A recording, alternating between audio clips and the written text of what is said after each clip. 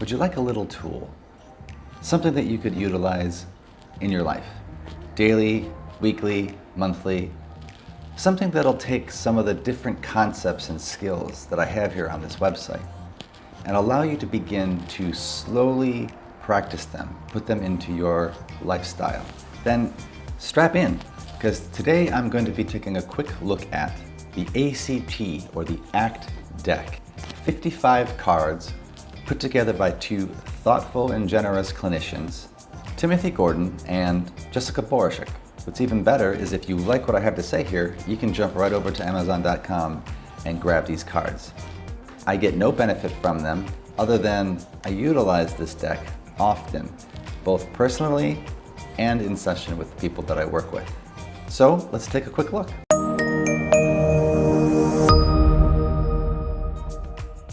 Now, there are 55 cards inside of here. Nice deck format. And they are designed based on the acceptance and commitment therapy approach.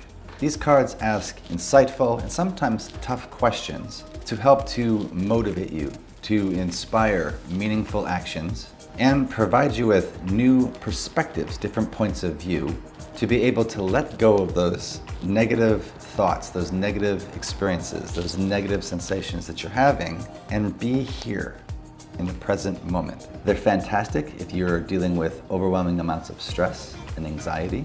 They're good for chronic health and chronic pain issues. They're useful to help give you some guidance in relationship difficulties. They can help you to hone in and become better if you have difficulty with focus and attention. And they're good at giving you some space and giving you a different life direction when you're dealing with painful memories, such as grief and painful feelings. Now, for those that don't know that much about the actual ACT approach, you can learn a little bit more about that in this video right here. But in a nutshell, it breaks down into there are 6 major components that an ACT therapist works with in order to help somebody develop greater psychological flexibility, which breaks down into one of these 3 categories: openness skills, awareness skills, and values orientation or engagement skills. So the cards are broken down into those three categories, with a few of them focusing heavily on awareness, the other one's helping to develop openness, and then the final one dealing with how to be engaged, how to get better engaged. So the engaged ones are going to be more of the values orientation, personal values. Why does it matter? There's a hidden set of values that typically underlies a struggle that we are dealing with. Those cards will actually help you to orient on that. What is that? What is it? What's the direction I need to move in order to have more of that in my life?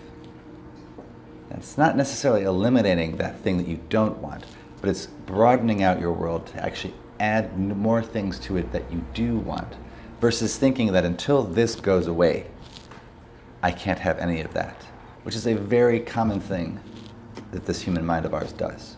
Some great questions inside of here, such as, what do you want your life to be about? Or what do you admire in other people?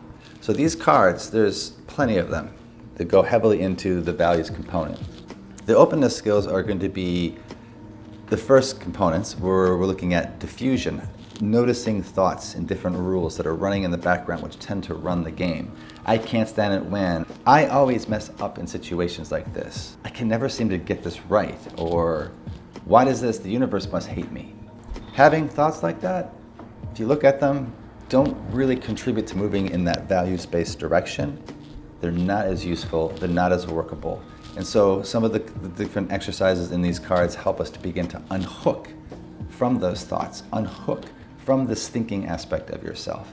And then the other parts of these is actually just allowing you to learn how to tolerate a certain level of stress, increase your tolerance to that stress.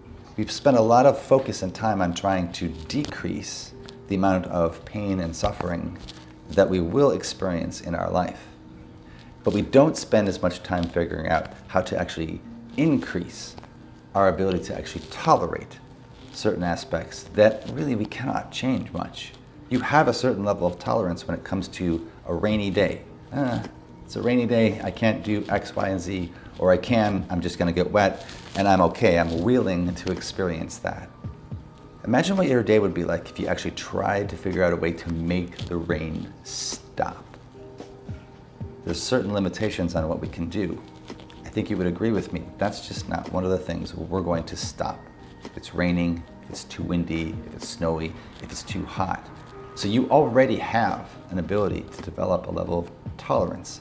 These cards will help you to do that. The next batch are the awareness batch.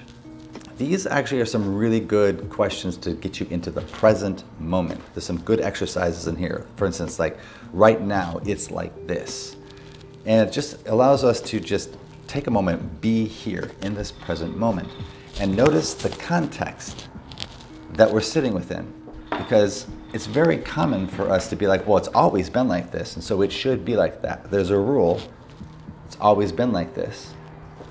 So we can go back to the open skills, look at that thought, diffuse from it, and look at the context as it currently is right now. Taking off our glasses, our filters, how we actually see the world, so that we can actually engage in this present moment, right here, right now, and again, move towards the direction that matters to us in the long run. What do you want? What do you really, really want? What would make your life more purposeful, more meaningful? How do you want to be remembered? That's the way out.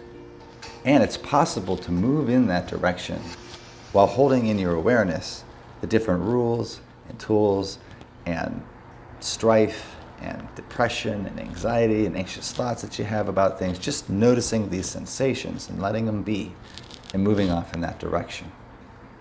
How to use this deck. So there's a lot of different ways that you can actually play around and utilize this ACT deck. In session, what I would often do is at the end of some sessions, typically halfway through any kind of treatment, I would just randomly have them pick one open, one aware, one engaged, and take those with them. I've actually bought several of these decks doing just that because I think that they're that useful of a card. It's giving them something that matched what we were doing in session to take with them and keep in their pocket, to keep in their purse, to keep in their car, keep in a book with them as they go somewhere, as a way to focus in and practice so that these things become more of a lifestyle, a way of life, an underlying program that helps you to be more psychologically flexible. So that's the one way that I would utilize them often in session. Sometimes I utilize them towards the end of working with somebody just to get them used to these types of questions. Now, I myself have a deck like this at home, and what I typically like to do is I will take one card and put it face up. Go to the next thing when I go to awareness, put it face up, and then I would go jump down into the engagement part and put that one face up. And as I'm sitting there doing a mindfulness exercise or a reflective activity, as I'm drinking my coffee, I have these three things in front of me. Or before I go to bed, I'll just go through three of these cards and just allow myself to move through, in this case, being curious about me, be curious about you, what your values are, where you came from, what matters to you, how are your values different than everybody around you, Insta-you, and this is imagine a picture frame. So I've done something like this before in the past, but just getting you to just be in that present moment, that observing mind, and just notice things as they come up, like a picture frame that you can swipe and keep seeing different aspects of your day. And then story time. You didn't choose this history. What are some of the things that you've been dealing with today?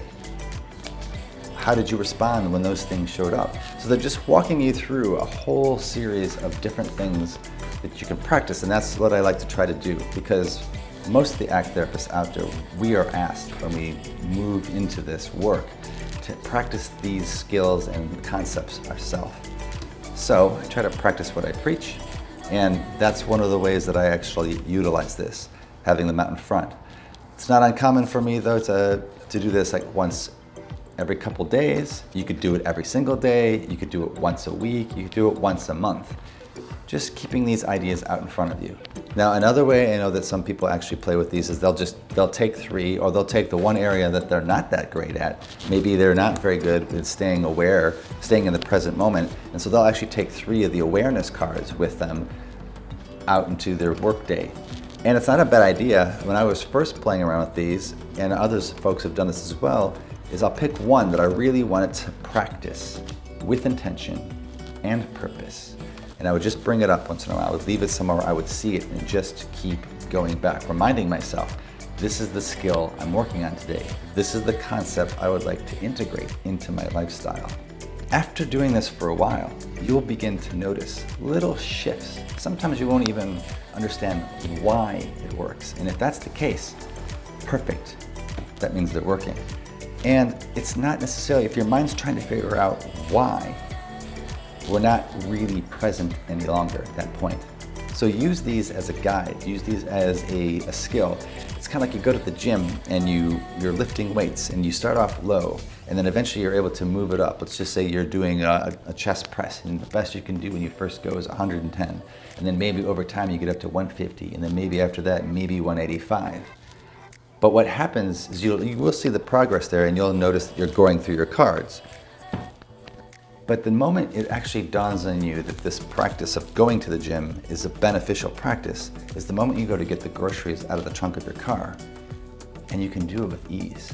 And in the same sense, when you're playing around with these cards, when you're practicing with these cards, and even better yet, working with them as you're working with an ACT therapist or a therapist, any therapist, is that you'll be able to notice there are times when that thought, which used to just keep you in bed, or that thing that just scared you so you wouldn't go, or you were just procrastinating beyond belief, you'll actually notice this is what's happening right now. Does this move me in the direction of what's going to matter in the long run? And the ability to have a willingness to be like, it feels very uncomfortable, but this is actually what's going to be more important to me in the long run, versus short-term components where I jump into a video game, I go shopping, I have a drink, I eat, I go to bed, I don't get out of bed. They tend to give us a benefit in the short term, but then they take us away from the things that actually matter the most. So, there you have it. The ACT deck, a review. Fantastic tool, one of my favorites out there. If you'd like to learn a little bit more about what ACT, the therapeutic approach, is all about, I highly recommend checking out this video. And until the next time, may you be well.